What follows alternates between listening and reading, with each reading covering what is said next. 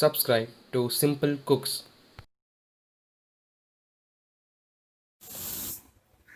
Hi friends, நம்ம இன்னைக்கு கருப்பு உளுந்து களி எப்படி செய்கிறதுன்னு பார்க்க போகிறோம்.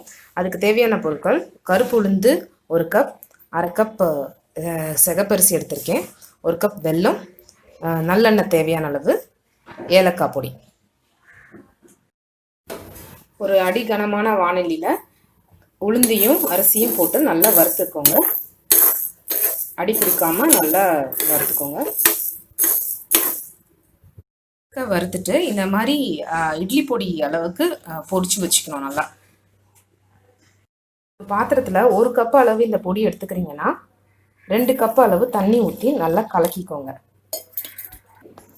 அப்போது அந்த லம்ஸ்லாம் வராமல் இருக்கும். கடாயிலே பண்ணலாம். அந்த கடாயில் பண்ணால் உடனே இந்த கட்டி கட்டியாக வந்துடும். அதுக்காக இந்த மாதிரி தனியாக நம்ம கலக்கிட்டு தான் கடாயில் ஊற்றுறோம். பாருங்கள், நல்லா திக்காயிடுச்சு. பொடி ஃபார்மில் பண்ணி வச்சுக்கிட்டிங்கன்னா நீங்கள் எப்போ வேணால் டக்குன்னு பண்ணிடலாம்.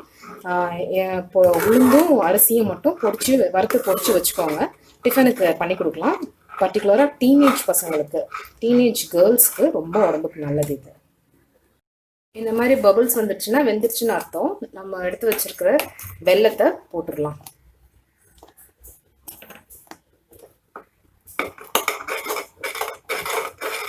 நல்லா அதை கரைஞ்சதுக்கப்புறம் எண்ணெய் ஊற்றி இறக்கிடலாம். வெல்லம் கரைஞ்சதும் ஒரு பிஞ்ச் ஏலக்காய் பொடி போட்டுருங்க. 1 ஸ்பூன் நெய் கூட போட்டுக்கலாம், ஃப்ளேவர் பிடிக்கிறவங்க. நல்லா கரைஞ்சிருச்சு. இப்போது நம்ம எடுத்து வச்சுருக்க நல்லெண்ணெயை ஊற்றி கிளறி ஆஃப் பண்ணிட வேண்டியதான்.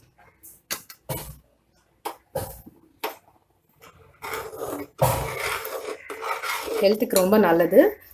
வீக்லி த்ரைஸாவது குழந்தைங்களுக்காக சேர்த்துக்கலாம்.